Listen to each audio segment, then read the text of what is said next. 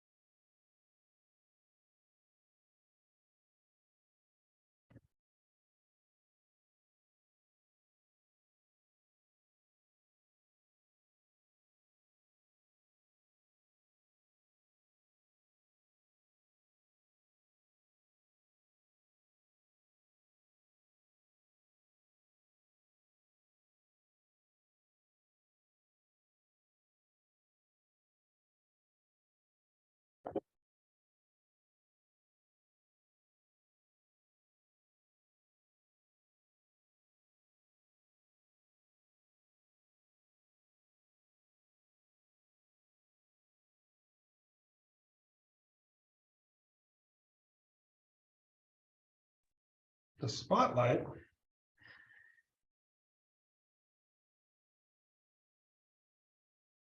I can't use my cheat sheet without.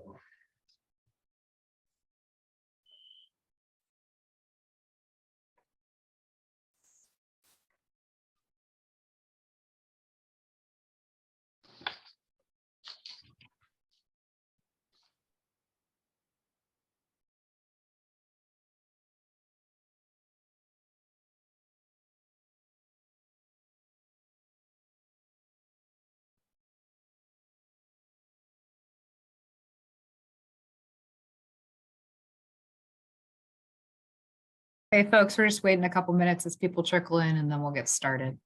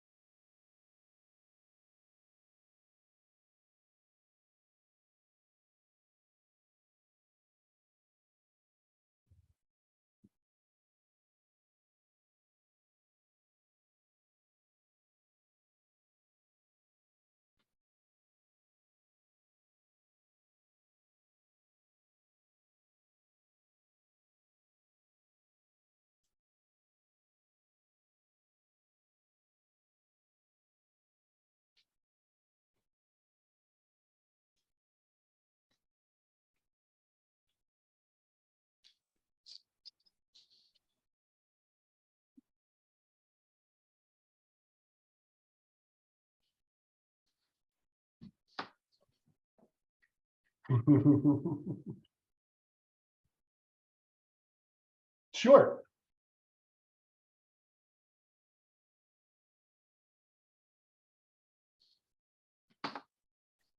Hey everyone, wanted to welcome you to the Solano Fire Safe Council meeting. I think it's our fifth one, can't remember exactly the number that we have. We've done it. Anyway, little housekeeping that if you have questions, you can post them in chat, and Sierra we'll get to them or share them with me, and I can share them with the group. Yeah, this is going to be a relatively quick or Fire Safe Council meeting. It doesn't have to be if you guys want to chat, but essentially we had a few things taken off the agenda tonight, and they will definitely be done taken care of at future meetings. So why don't we dive right in? So basically tonight we're going to mainly focus on update on bylaws. We're going to postpone the community wildfire protection plan update presentation for next time. And then the CAL FIRE grant update is going to include Matthew Setty's taking the lead on the Solano County CAL FIRE grant. And I will do a small presentation about Solano RCD's grant in partnership with YOLO RCD. And then Michelle Sherlock, we believe she's going to come and give a small presentation / update on her Green Valley Fire Safe Council CAL FIRE grant. And then we'll have some updates from partners that you usually see, some new, some older, some repeats, I should say, not older.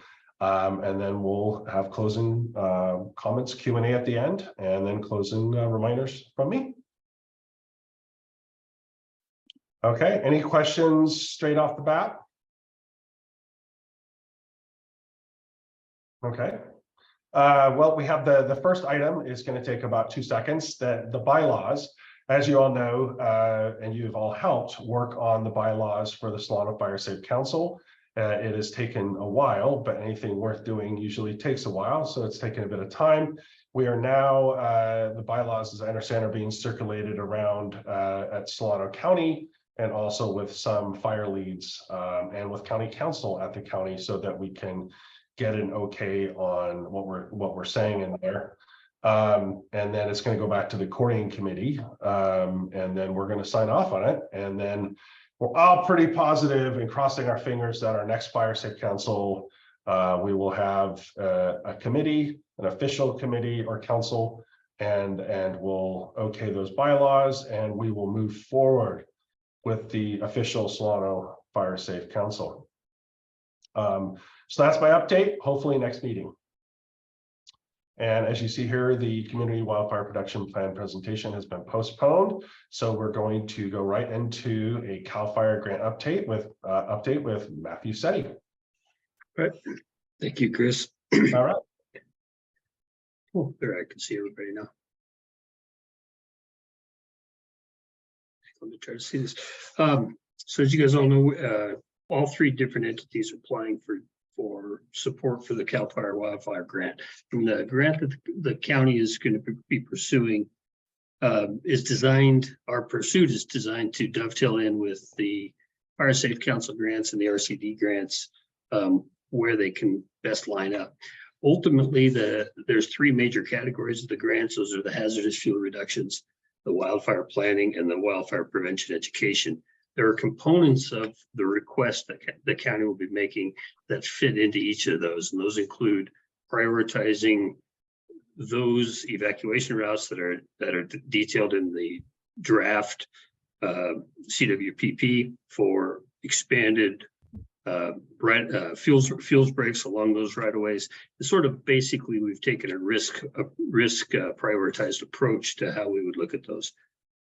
So in addition to the fuels breaks, hazard tree removals, some of those removals that also identifying like the 2491 eligible low income and disabled folks that need hazard tree removal, some of these other type of prioritized ones. And essentially we've broken up each of our requests and our projects into those elements that could proceed on public lands that we have right-of-way access, county lands, state lands that are within the SRA, the state resource area. And then those that we know are going to be a little more timely in the setup, which are some of the private lands, those lands that require multiple agency interventions, and then lands that also are a high priority from a wildfire risk reduction perspective, but we also recognize have other complicating factors, whether that be archaeological, CEQA, some of those types of approaches. And a lot of the stream corridors kind of fall into that from an environmental perspective. So those are kind of the third tier. Chris and I still need to talk a little bit about how the county needs to support the efforts that the other grazing, that the RCD is going to take on the grazing side.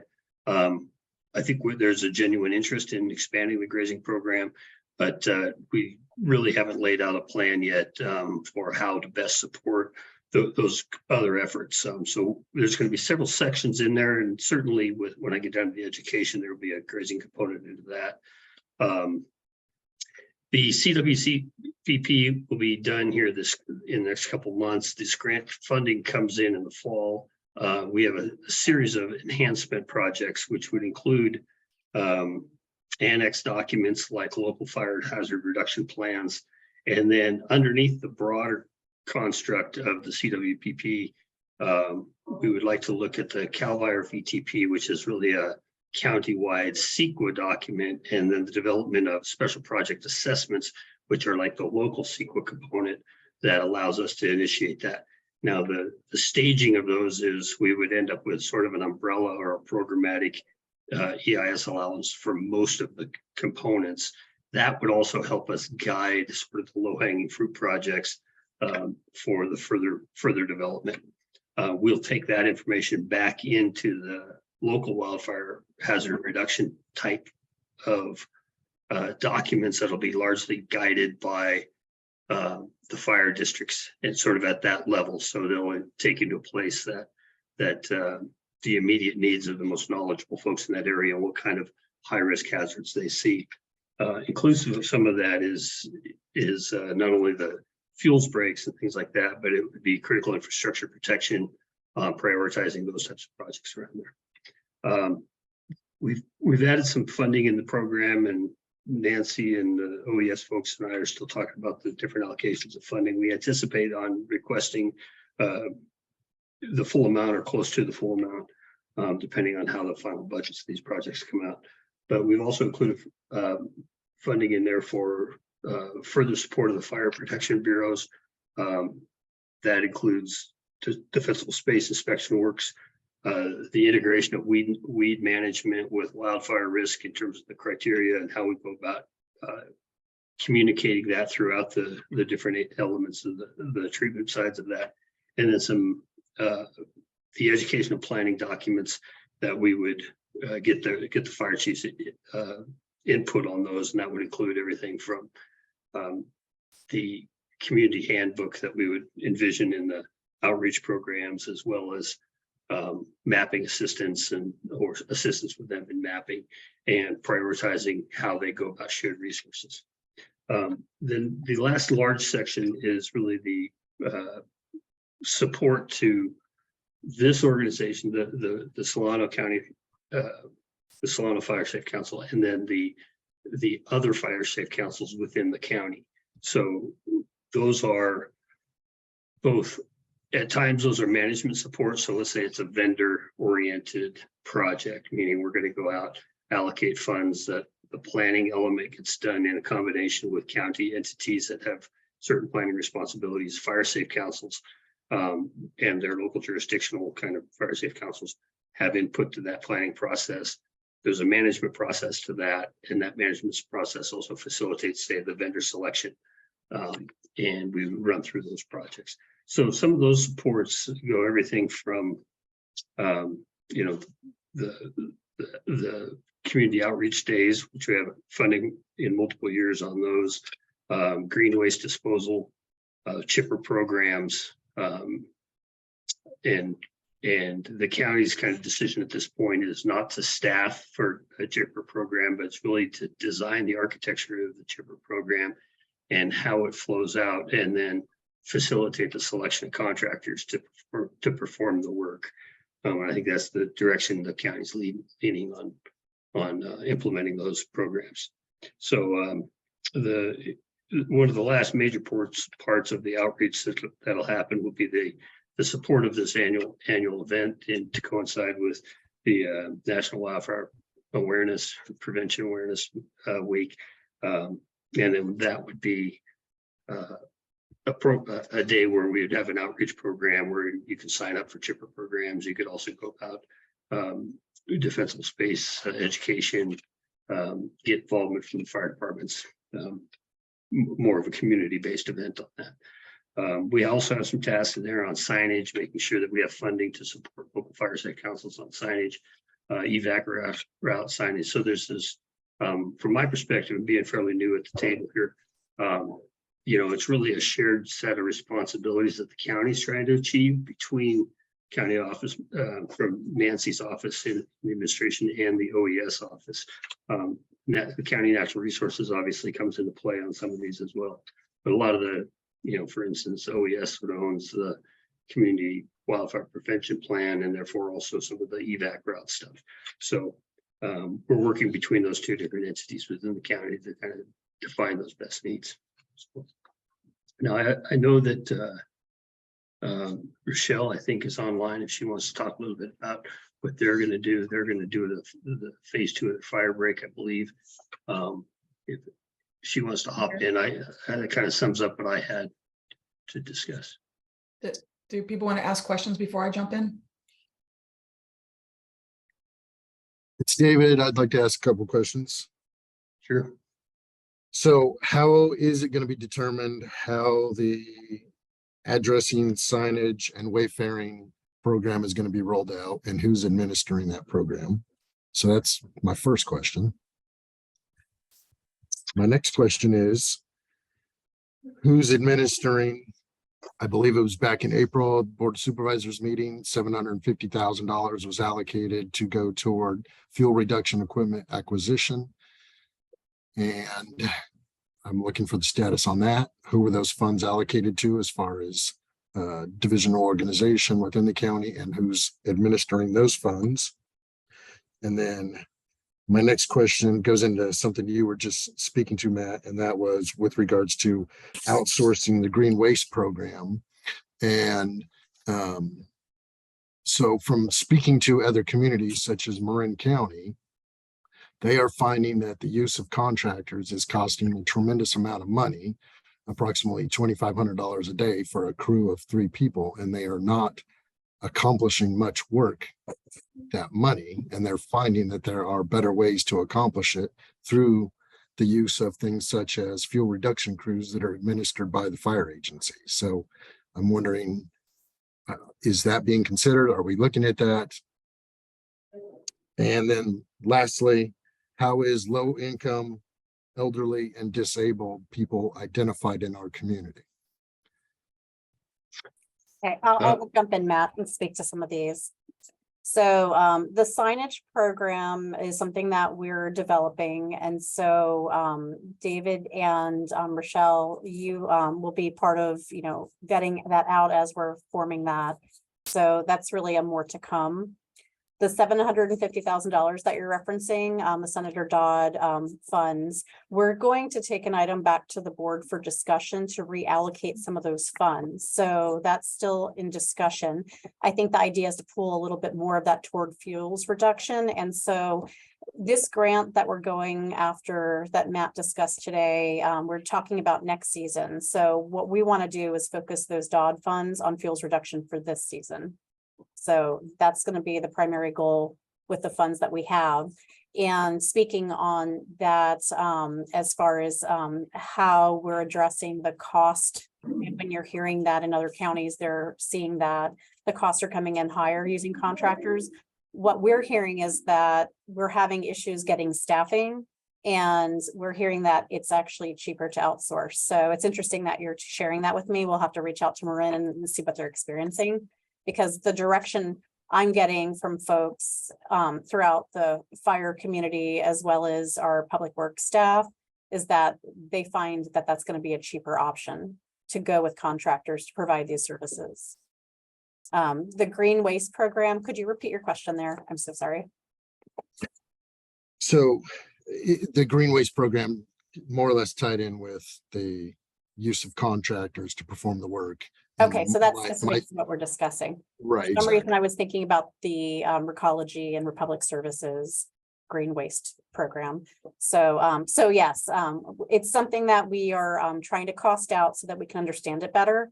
But from what we're hearing and what we're seeing others, other jurisdictions experience, it seems that it is cheaper to contract out for staff and for the equipment rentals than it is to own the equipment, maintain the equipment, insure it, and then to train new staff, because staff turns over and it's seasonal staff that you're hiring. So that makes it more complicated. You're constantly having to train and recruit for staff, whereas contractors tend to have that same staff at hand. But again, if you can share your contact with Marin, I'd like to explore that and see what they're experiencing. I would love to just say that I think the contractors are the much more nimble, accessible, and affordable option. When we did our community shipping program, you know, we actually were able to get a pretty good deal, $1,000 a day.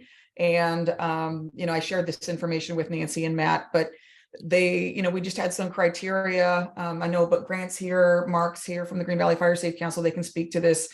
And, you know, the residents stacked their piles out there and they came through and they chipped it. Highly effective, highly efficient, highly motivating.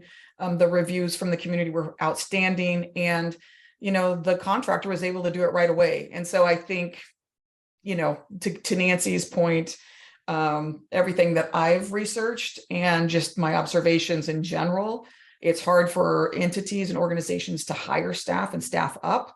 And also county employees probably will be a lot more expensive over the long haul than a contractor doing this work. There's a lot of other costs associated with a full-time employee. Thank you for that, Rochelle. So your fourth question, David, as far as how low-income households are qualified, Matt, can you speak to that as far as the grant is concerned and providing services to folks? So that's one of our questions that we're talking about with Mike. As we've talked about in previous meetings, there's not a lot of people within the community that are qualified for that. But there are some disabled, those that are, what do they call elderly? There's California requirements under the resource code section 4291 that defines what those people are, whether they're CCI qualified. So, you know, most are not CCI for low income in the area, but they may be for disabled. Some people are disabled elderly households. They could be. I'll dig up David, I'll dig up the CAL FIRE guidance on that and send it over to you. But there's a series of maps at the state, and the other ones are, I know this from other projects. Some of them are self-reporting, right? So if you've never come in and self-reported as a disabled or as a low income or something, you may not be eligible simply because you're not aware of the system. So depending on the county, and I haven't figured out what that is yet in this one. Going back. And Matt, that would be my follow-up question that I feel like we need to communicate to the community is if there are criterias and reporting elements that people need to participate in, if our community doesn't need that, they know that they need to report to someone that they're elderly, disabled, or low income, how are they ever going to participate in a program? So one of the components that we talked about that I briefly mentioned, but we talked about on previous meetings is one of our outreach is the development of a private landowners wildfire mitigation sort of a resource handbook. And that wouldn't be really early in the stage, but say after we have developed the criteria for project eligibility and some of these other components, we could certainly have a component notifying people that those programs are available through the state. You know, those type of assistances are available at the state level, and we'd prioritize those projects. We're not promising at this point of saying we're going to go out and do this for every person out there. We're saying that in the priority of projects, these are prioritized because they're eligible, where in some areas, you know, individual tree or individual hazard trees that's not a hazard of public right away may not be eligible. So those are criteria that would be prioritized over other, you know, non-eligible people. Going back to your other issue on pricing on contractors. So we have access to the bid tabs of the U.S. Forest Service and about 11 other counties on what we pay on average. And I can tell you it can get expensive, right? I own machines that run $600 an hour, but they chip 24-inch diameter trees. So the benefit of having a contractor involved with the selection of these is that you describe the project for the type of contractor that you want.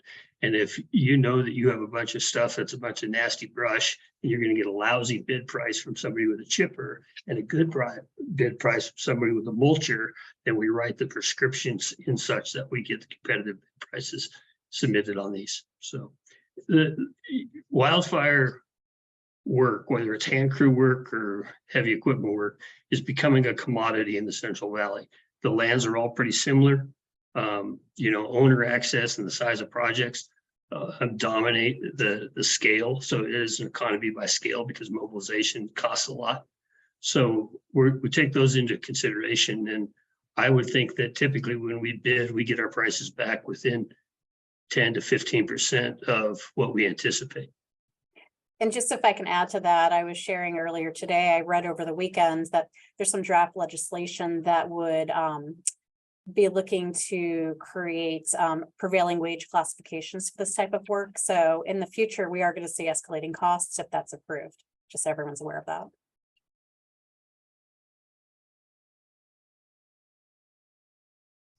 Can everyone hear me? Yeah. I have a question regarding the signage. My name is Paul Dolan. I'm the prevention captain at Vacaville Fire District. You're talking about funding for signage. I'm assuming that's going to be street signage. Yeah, it's specific evacuation route signage and or wildfire awareness boards. There's Okay, been but desire, not, but sorry, go ahead. no, go ahead. There's been desire by some to have more, potentially automated boards and some other stuff. We'd investigate on those. Well, in addition to the automated boards, it's also street numbers. Right, making street numbers available and Yeah, exactly. So and we understand on there's a private program streets. right now to do some of that, but it would extend those kind of programs. Yeah. But a lot of it is the types of signage that would come out of the work that the Community Wildfire Protection Plan is working on. What about replacing some of the signs that are on the private roads, the actual identifier signs? Both the ones that are county maintained and the ones that are private. So I would think that if you could identify from the fire that it is a improvement for public safety and fire prevention and fire response, then they would be absolutely eligible for those kind of programs. Okay. In the English Hills, Pleasant Valley, Puda Creek area, we've got a number of streets that are county funded as far as being maintained and have county road signs. We have a large number of roads and trails and drives and lanes that are privately owned, but there's no one to maintain the existing signs, and they become sun-beaten and unreadable. And that can be a real problem for those of us who are responding into areas to extinguish a fire. Exactly. And that's the point of this program. So the local Fire Safe Council leadership had promoted this idea. And so we've allocated some funds to start a pilot program so we could try this out on a few streets, which Matt and I will be working on this spring. And so what we're asking for as part of the CAL FIRE grant is further funds to expand that throughout the county as needed. Okay, thank you. Hey, one other thing on that, Paul, with regards to speaking with the county, Casey Bowers has indicated that if anyone sees a county road sign that is missing, damaged, or not legible, it needs to be communicated to Public Works and they'll go out and address it immediately. They have their own sign making equipment and they will address it immediately because it is a public safety issue and they are responsible for all public roadway signs. Excuse me. Thank you for that, David. Yes. Yeah, but they're not going to be responsible for the ones that are private roads. And unfortunately, the private road signs that, at least in the areas that I mentioned, and probably other areas in Solano County, if they've been putting in like over the last 10, 20 years, they're starting to fade and become unreadable. But yeah, thank you. And thanks for bringing that to my attention. I'll have some discussions on that internally, how we can address the private roads as well. If the funding is there, it just seems like sense. Let's just, I guess the way I look at it is there are signs that have been in there for 20, 30 years and the same occupants may not be in the houses when those signs were in. So there's really no one to say, hey, would you be responsible for replacing this sign? Because more than likely, the local resident is going to say, not my responsibility. Good point.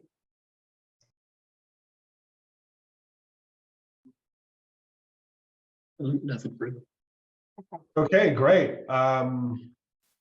So Rochelle, I think I'm next on the list, but if you wanted to jump right in and give your an update on the grant that you're applying for. Yeah, that would be. Yeah. That would be great. Okay. So I'm going to share my screen real quick here. And that is just to show a little bit of what we're doing at this particular point. Give me one moment here. All right. So just so everybody understands, this right here is phase 1 of the current project that we're working on. We received CAL FIRE funds to do a shaded fuel break and a fire break. What you can see here in this green, to the right-hand side, that's sneaking around the Highlands, the community of the Highlands, and that is where the shaded fuel break is. The gray over to the left, and then the orange, that's part of roadside thinning. The orange is the roadside thinning of an existing road right there. That's kind of a fire break road or access road. And then we're going to be doing a fire break across the top, as well as a little bit of work down over in the lower, kind of midway, lower third of that image.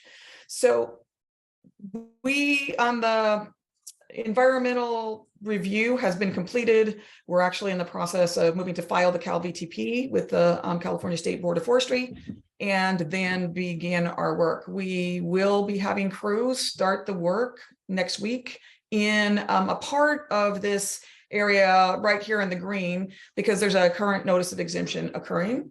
We anticipate, the way we've got everything kind of lined up, it looks like we're going to probably be able to knock out the majority of both the fire break and that community shaded fuel break before the end of June. And that's, conditions permitting, right? Weather and all of those kinds of things. So that's what we're doing now. I'm going to share another thing that was, and it's basically the original, it's the original one that we were going after. And so you can kind of get a bigger picture. The files that we currently have for our project that we'll actually end up using in this application, they're so large that they're broken up into 6 separate little maps. And so I wanted you all to be able to see the entire map here so you can see where we're going. So in this one here, if you look to the dark kind of maroon red, you're going to see that part of that was the other map. So that's the part that's, I don't know if you can see my mouse moving here. It's kind of in this corner, and all the way down, that's part of the shaded fuel break that we're working on. What we're going to do is apply for phase 2. The environmental review has already been done for phase 2, and there's one piece of the archaeological survey that hasn't been completed for it that we will ask for funds to complete the archaeological survey. So then, and that's only for a little section down here in the orange. So phase 2 will basically capture right here in that corner where this V is. And it's going to go up, it's going to wrap around the water, Vallejo water treatment plant. It's going to go up and cut a fuel break through parts of the watershed, and then back down around on the east side of Green Valley Road. And then for those of you that are familiar, this kind of snakes, it kind of follows down. It's now in the Solano Land Trust property. It's not as heavy fuels there, but it really follows and snakes down around Green Valley Road, Upper Green Valley Road, down Rockville Road to Sassoon Valley Road here. So this is to complete our project. One of the things that we did write in was, you see these purple lines here. We wrote in to have, and we did this with the one up here is a Twin Sisters Road to the top.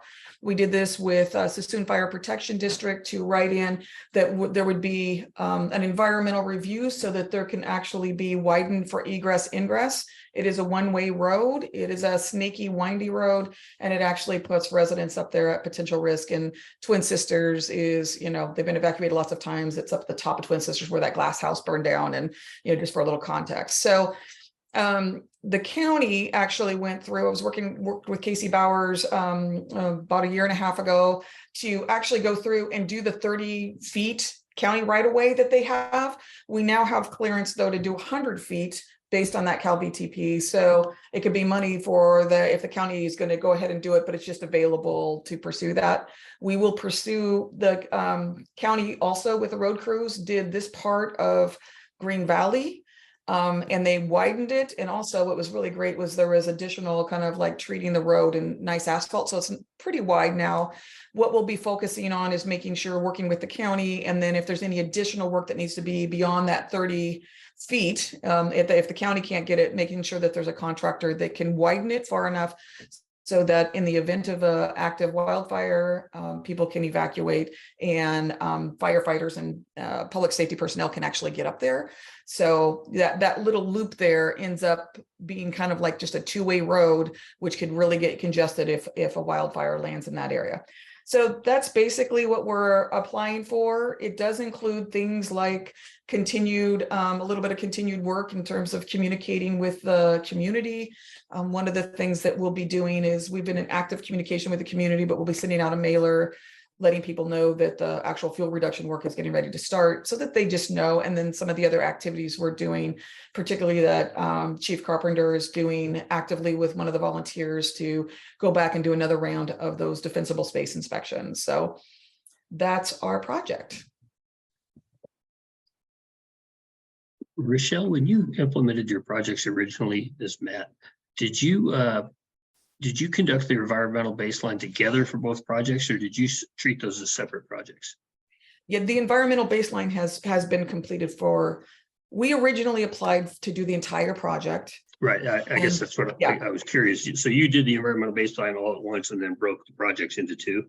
Yeah, broke the fuel reduction down based on the money because we didn't get the full amount we asked for. So then we broke it into two phases. So we're just basically going back to resubmit. The good news is we'll be able to say that, you know, it's shovel ready, minus that little section that still needs that archaeological survey completed. But the rate at which we're now moving, you know, we'll be able to get that work done really pretty quickly, and ideally by next year, maybe have it all completed. So that would the end of 2024, have it all completed. Right, great. Do you also anticipate having to modify your current VTP very much, or can you leverage that for the application into phase 2? We're going to be able to leverage it. It's a so it's a new Cal VTP that's just now getting filed. So it'll cover phase 1 and phase 2. Okay, great. So we're good to go, including like ongoing maintenance. There's some you know, project recommendations and specifications for ongoing maintenance as well. And we will build in for ongoing maintenance because, as you know, up there in the hills, things grow pretty quick. So we'll want to make sure in that grant period that there's an opportunity to go back up and kind of keep beating it back so it doesn't just grow and create another hazard again. Great. Nice. Awesome. Are there any questions for Rochelle on this great project?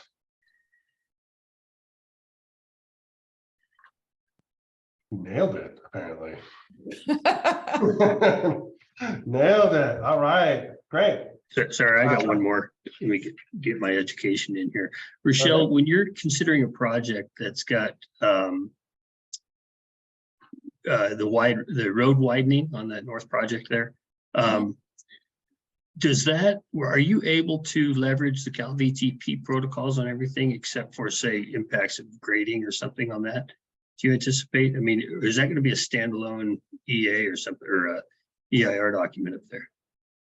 I'm just curious how they're going to look at how they look at grading for the purpose of wildfire safety enhancement in that light.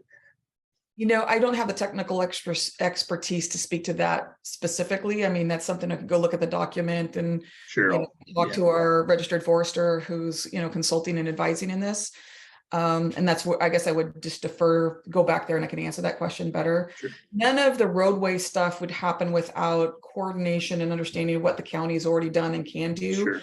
And then obviously all the properties that would be impacted, because once it goes onto private property, you know, then all of those other kind of clearances and agreements need to come into place. Right. Yeah, we design a lot related to California road rules because they're considered forest roads at 22 foot versus, say, 26 foot.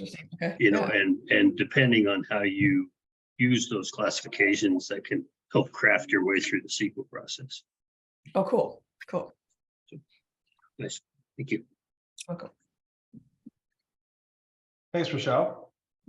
So next on the agenda, I'm going to do a little bit on the grant that we're going to be applying for as part of the OLO Resource Conservation District grant ask to CAL FIRE. And I'll make this quick, but essentially it's a complementary grant to the work that Solano County is doing and putting in for. But it's more focused on the things that we've been doing in the past and the grant funds that we already have. So the idea is we're going to build upon projects that we already have going on and focus our efforts on those, and then those will build into hopefully into the county programs. And essentially there's three. It's a grazing program for Solano County, specifically in the Wooey area and Pleasants Valley in our district. And it's also continuing the stream and drainage hazard tree program, surveying and hazard tree removal program, which we've been doing the last year. I'm sure there's several people on this call that have been harassed or talked to or communicated to by our staff, basically surveying the channels and looking for the nastiest hazard trees, in which we have money to cut down probably, hopefully, the end of the summer. Part of that ask is actually going through the secret process to make sure that we can do that. And that's going to be an interesting process that I hope to work with the county on and YOLO or City on. So essentially that's one program, the stream and drainage program, that just basically adding funds to that and focus to that. And the grazing program is something we're really excited about because we have currently have a grant and a relationship with Napa, Calusa, Sonoma, and YOLO we have a regional conservation partnership program in which we wrote a grant a couple years ago to bring in up to $200,000 of EQIP dollars, which is environmental quality incentive dollars, through the Natural Resources Conservation Service. I know it's a lot of acronyms, but essentially bringing in money so landowners, ranchers can go and actually we can get cost share on infrastructure such as fencing and troughs and those types of things, and that our staff will have time to work with them. So that we are excited about as well, because it fits really well into our work with landowners and our on the ground work and doing conservation work. So those are two main spokes. The third one is a prescribed burn association, essentially exploration into one. Our sister agency YOLO to the north just had their kickoff meeting, and it was fabulous with fire representatives there and kind of exploring what that would look like, working with landowners, working with agencies. And basically our focus would be just doing that, working with everyone to see where we can go as far as educating the public and ourselves and agencies to see if in the future we might be able to pull off prescribed burns in Solano County. We're going into this humbly. We're not saying that we are going to burn. We're not saying that this is going to happen, but I think it is worth an exploration, and we would like to help lead that process. So those are the three main prongs of what we're doing, and I think they fit well with what Rochelle is asking for, what the county is looking to do. There's also, just general outreach. We are lucky in a way that we do have funding from a Department of Conservation grant for at least the next 3 years and hopefully in the next 6 years, which does help pay for some of our salary to work with fire safe councils and to continue work with this Solano Fire Safe Council. And we actually have a CAL FIRE grant right now for the next 1.5 years to do that, but hope to, if not in this grant, because I don't think multiple grants can apply for the same funding to do the same thing. So that's a conversation that I need to have with the county tomorrow and the county's representative to make sure that we are all in our lanes and doing complementary work. So that is Solano RCD's plan in a nutshell. Do you have any questions that aren't too difficult or technical? I do. Can you briefly describe what your grazing plan is going to look like? Meaning, are you going to use or require electric fences? That Hardwire is, fences? What Right. kind of animals are you going to use? And how are you going to manage it on a year, throughout the year basis? Or is it going to be some type of mob grazing, and meaning, you know, lots of animals concentrated in a small area, that kind of thing? And what's going to be their protection from all the predators out here? Okay, so Leanne, I can speak a little bit to that because I did go Okay. to some of, so specifically with this grant. So we have other funding to pair this with, but this grant is specific for only prescribed or temporary grazing. So you are looking at more of electrical fencing. We are not allowed to fund anything that has permanent fencing up, but the RCD has funding from, I think it's NRCS, am I right, Chris, on that? From NRCS, where we do work with grazers that do have more long-term management. A lot of the start of this grant is figuring out who exactly we're going to be working with. How do we get training to make sure that if we are doing that prescribed grazing as fuels management, and that can be a lot of different livestock. So it could be cattle, depending if it's more grasslands, but if it's more woody, it could be goats or sheep, depending. And it's something that it's going to be a learning process. So in terms of direct answers beyond being, it's this funding is specifically for temporary, you know, moving them from Right, space to right. space. Did that answer your question enough? So I have a lot of experience with electric fence Mhm. and grazing and intense grazing and using big animals and dealing with all the wild animals and wildlife out here that pretty much can destroy your electric fence. Yeah. So it's real easy to do down in the flat of the valley, Mhm. but up in the hills where we need more grazing, it's highly problematic. So it depends case by case. We work with a lot of different grazers. A lot of them are actually the ones we're working with are mostly in flat ground, and they use a lot of electric Yeah. fence, but they also use 4-strand smooth bottom wire for a lot of their work. So it is going to be different for every project. But part of the program is to get a large group of people together and convene and really learn together about grazing for wildfire resiliency, not just what normally occurs. And they have the ability to do target grazing with contractors. We're not going to be making those decisions on, actually, we're actually replacing electric fence at one of our sites down in the Delta with 4-strand because the management was not kept up on the electric. So we're pretty familiar with that. One of the questions in our office today was, can you go inside if there's a Pyrenees inside of a sheep paddock? So we are pretty consistently working with grazers, and like I said, we were going to defer to the grazers themselves, the ranchers, and to the contractors that we're working with, whether it's with goats, sheep, or cattle. So you also are aware then that you can only graze up to a certain point, and then it gets too hot and it's too dangerous. And wasn't there a fire out in Cape started by a electric fence a few years back? Yeah, I think there was.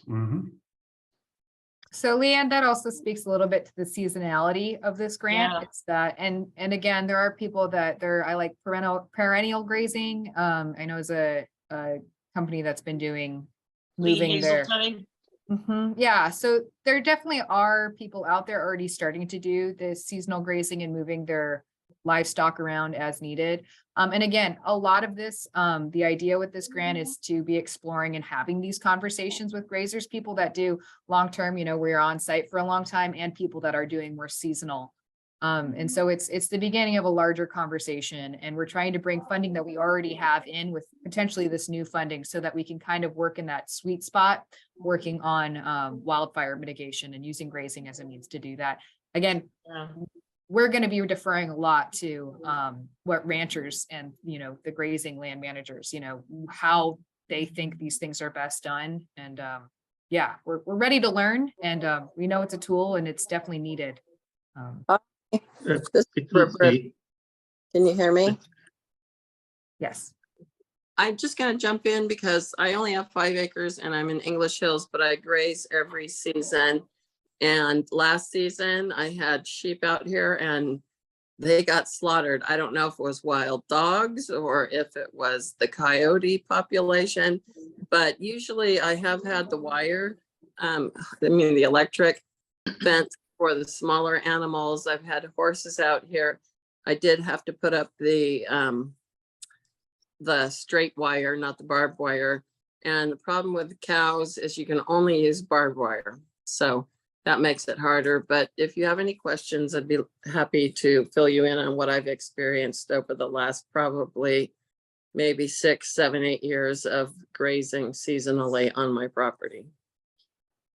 That's great. We can, hopefully we get funded for this, and it's something that we can use all the resources. I know we have Morgan Doran, the UC livestock advisor, on board, writing us a letter of support and willing to work with us on grazing plans and also holding workshops and that sort of thing. So we're really excited about it.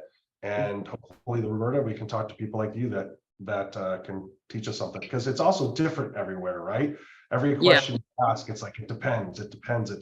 So yeah, so we're excited about working with y'all. The other thing, just quickly, is that's the main thing that saved my house during the LNU Lightning Complex fire. I had sheep that had grazed the back field, and because the property for the developer behind me had not mowed in probably 6 years, there was a lot of fuel out there. That was really the only thing that saved my house, was that they had grazed all the way up to almost to my lawn, which is, a watered lawn. So it can be very effective and very helpful, but there are a lot of things to consider. So anytime I will help out. Leanne, we use grazers quite a bit, almost exclusively with goats. And what we find is our contractors are they basically bring a trailer with them and they stay with the sheep, and they only use penning at night. So we'll have a fairly small area where we want more high intensive, and then they use dogs. And we successfully graze in areas with a lot of cats and bears and stuff. And those dogs you have to keep your neighborhood dogs away from them, but other than that, they're pretty effective. So, most of the time you work that into the contractor's price, and they'll bring water with them, and they'll bring whatever night fencing they have, and then they'll babysit those things all day long.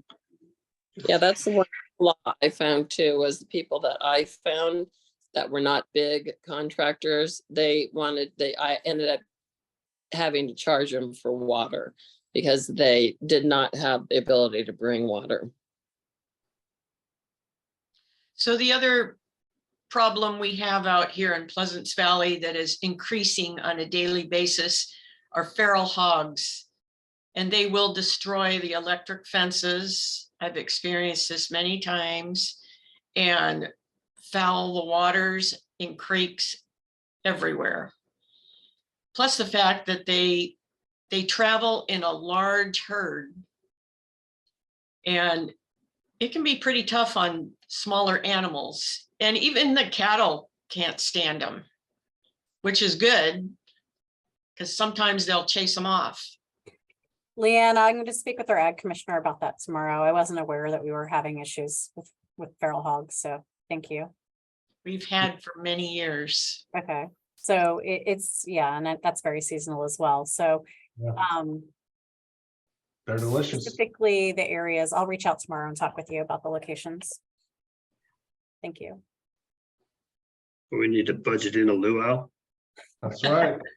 That's right. Yeah, they are pretty tasty, but boy, they are destructive. Just the small ones. Yeah, just the small ones. You got it. Where are the feral hogs as far as Fish and Game is concerned? Is it an open season all year round, or is it limited? It is. They've just changed it. Yep.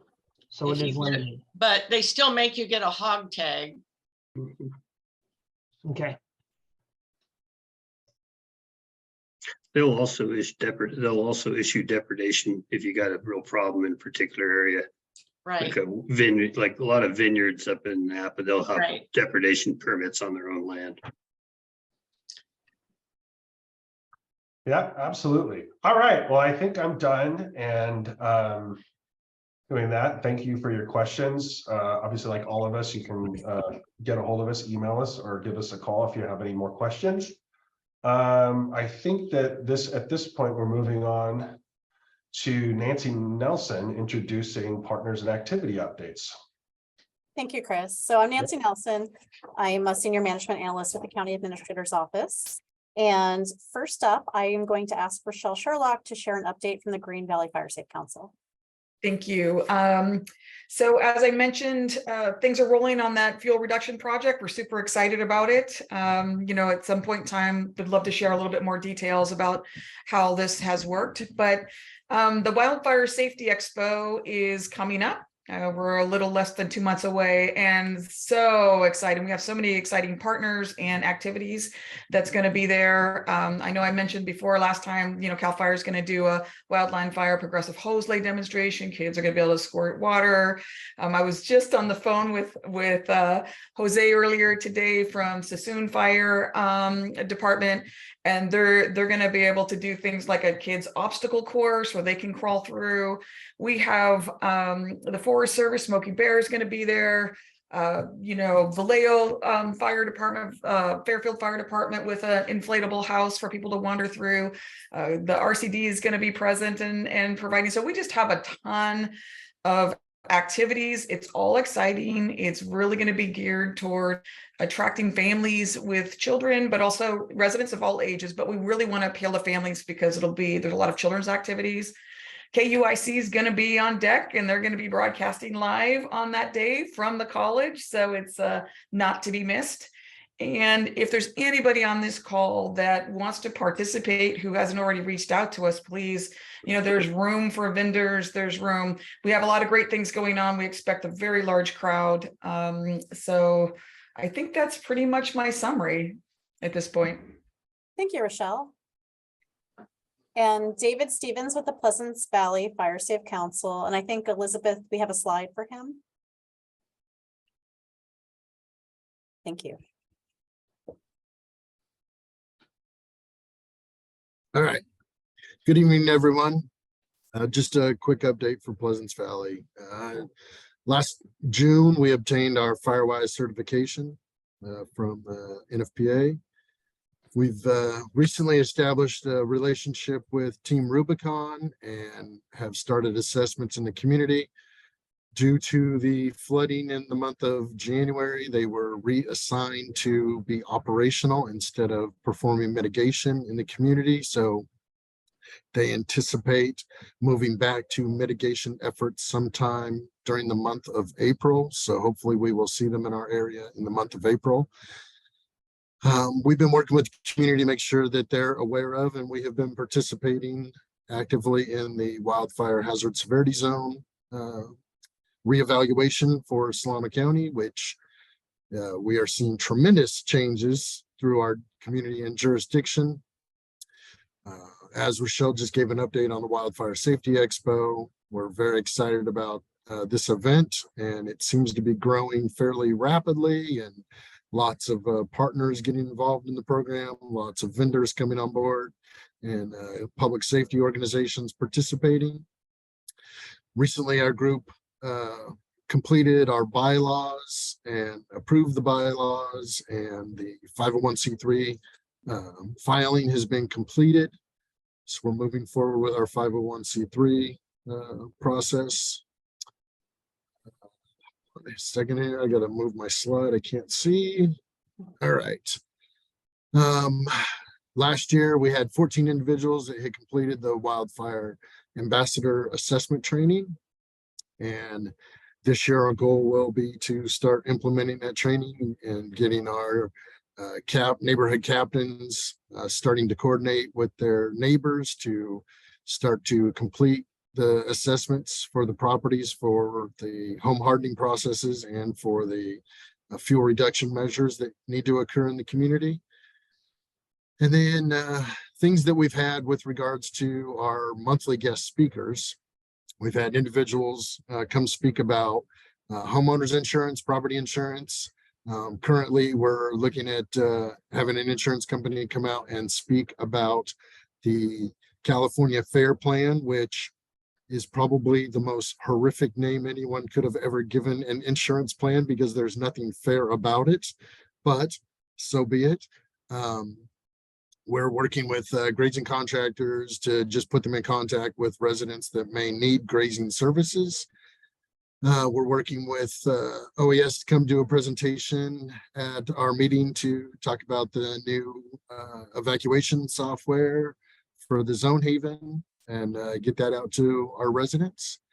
We're working with Paul in the Vancouver Fire Protection District for wildfire prevention and for just general efforts in the community and trying to establish and grow that relationship and partnership. We've had speakers come from the U.S. Department of Agriculture and have spoke about various programs that are available to the residents and the ranchers that they may not have been aware of with regards to fencing programs, funding to help pay for fencing, both temporary and permanent. And for folks that may be on this meeting that are not aware of it, the USDA does have a program that if you have paddocks that are not the size that they should be to be more effective, the U.S. Department of Agriculture has funding to help pay for permanent fencing to install more effective grazing sizes and more strategic grazing paddocks. And then we've had guest speakers come speak about fuel reduction, contract services, and various equipments and services that they can provide. And we had Ember Defense come out and speak about home hardening services and measures that folks should be taking to improve the home hardening around their property. There was one other item that I was going to mention that I forgot to write down, and now I've drawn a blank. So that is all I have currently. Oh, it's a very good update. Lots going on with both Green Valley and Pleasance Valley. Thank you, David. Thank you. So before I introduce our next person, I just wanted to provide a quick update. I realize I should have probably said this at the beginning of the meeting. So folks have been asking about the appointment of the new OES manager to replace Don Ryan, who retired. And so I'm happy to announce that Robin Rains was promoted to that position. I wish she could have been here tonight, but she did have a conflict. So next I'm introducing Jennifer Novelli with our Office of Emergency Services to provide an update. Thank you, Nancy. Yeah, we are extremely excited that Robin is our new emergency services manager. She's just awesome. So I'm just here to provide a couple quick updates. The first one is about the Community Wildfire Protection Plan. The only update that we have with that is that the core team is still working on finalizing and reviewing those project matrices, hopefully to have another update by the next meeting.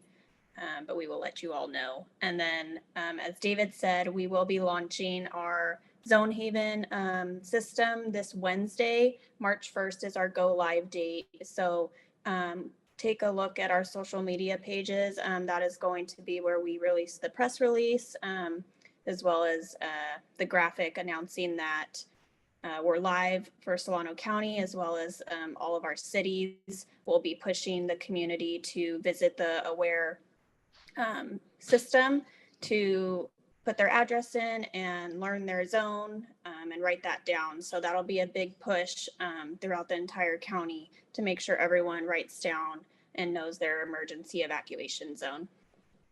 That's all I have, Nancy. Thank you. Question about the CWPP. It was my understanding, and I was hoping you might be able to confirm this, that there might be a table at the, or maybe Rochelle can answer this question, but the Fire Safety Expo, is that right? That is SWCA will be there? Yes, the consultants are going to be there to share their findings and recommendations and use it as a community input opportunity. And to that end, Jenny, we hope that OES will come out and talk about Zone Haven, sign people up. We're expecting a lot of people because we're going to be promoting this pretty heavily. So awesome. Yeah, I'll probably reach out to you through email and then see what the opportunity is as far as what we could bring out there, because we do have a big mobile command. We would need the staffing to obviously bring that out and deploy that, but I'll reach out. cool. Very cool. Thank you. Yeah. Great, thank you so much. So I'm looking at our list and the next three folks are not here this evening. Yes. I have Yolo County Fire Safe Council's update. Tanya sent it Yes, to no, me. I was gonna say that, so. But the next couple folks are not here.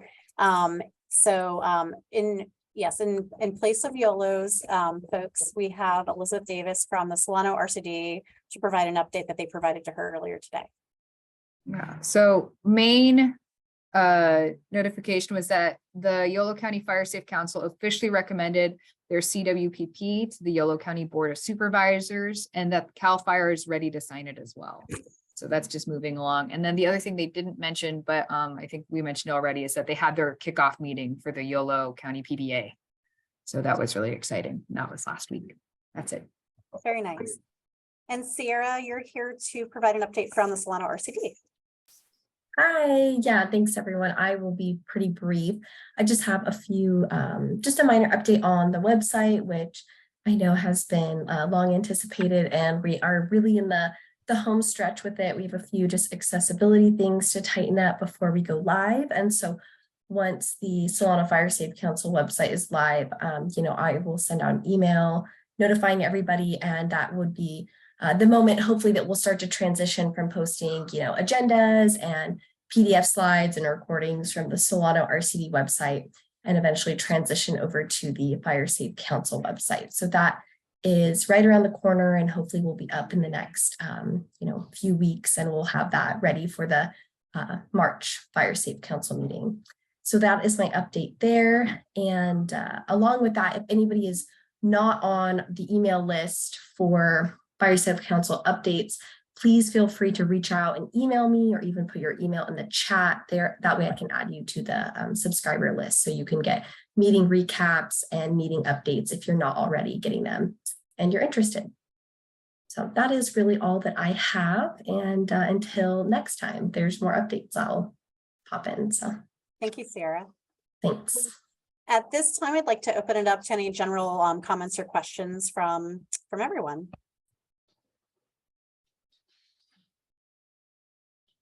I have a question. Mhm. What's the status on Pulse Point? Thank you for that question. I spoke with Robin today about that, and it was in the context of whether we could consider the CAL FIRE grant as a good funding source for funding Pulse Point. So we're still exploring Pulse Point as a system, and we were discussing that there may be other grant opportunities for that. So more to come, but they're still exploring that with OES. Because it sure would be handy to have it in place before fire season. I understand. It's complicated because each city would have to enter into its own agreement, as well as the county. So there's a lot of coordination that's going to go into this. So, Well, like we've pointed out before, all the counties surrounding Solano have it I know. and implement it, and use it, and it works great. Yeah, we keep hearing good things.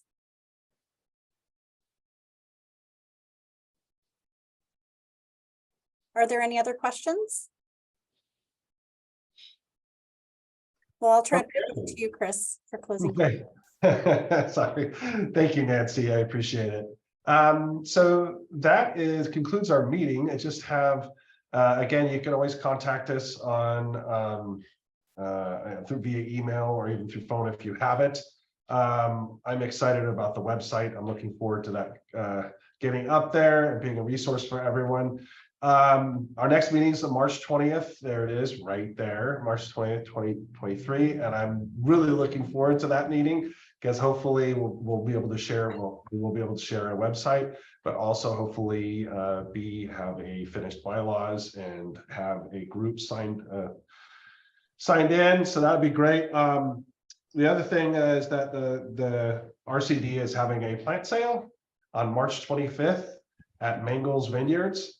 And we're actually doing a little presentation, general presentation on fire from 1 to 3. So we are going to be talking about wildfire resiliency and how people can get involved.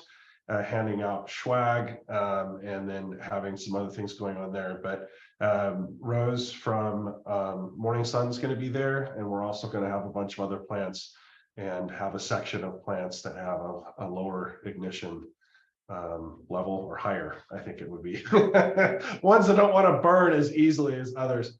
Anyway, it should be a fun event, our first time there. And then again, the Wildfire Expo in April should be a really neat event, and we're looking forward to that as well. So if there isn't any more questions or anything, I'd like to close the meeting. I just Chris? want to answer something. I'm sorry, in the chat, I noticed David asked what time the event is, and it will be from 1 p.m. to 3 p.m. And we're encouraging people to bring their own boxes for plants. So Yeah, so the actual plant sales from 12 to 5, but the wildfire part is from 1 to 3, I believe. oh, thank you. I'm sorry. Thanks for clarifying. I thought that Yeah, was what yeah. we were inquiring about. Could you Yeah, clarify? Yeah, you said March 25th, I did. Correct. but where is it at? Mangles Vineyard. Mangles Vineyard? Yeah, in Suisun Valley. You can go to our website and we have it posted there with the flyer and all that, or maybe. We'll Um, attach the flyer with have it the handy? recap of this meeting. So we'll attach a flyer for that and the Cal Fire Expo. Thank you.